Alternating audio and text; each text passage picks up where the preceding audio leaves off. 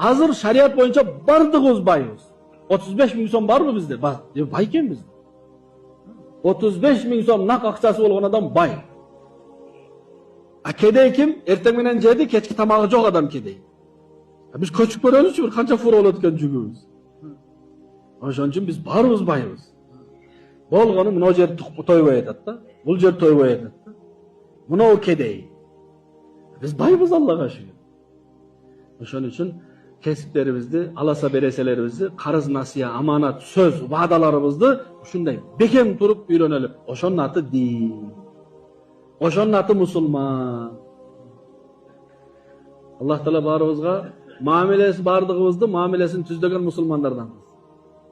Карыз албай турган же алса убагынан мурда төлөй тургандардан кылсын. Убадасын, намазындай парыз деп билгендерден кылсын. Аманатты иманындай сактоочулардан кылсын. Аллах Таалам бизди адал кесип насип кылсын. Эң акыры баарыбызды Аллах Таалам элге пайдасы жеткен инсандардан.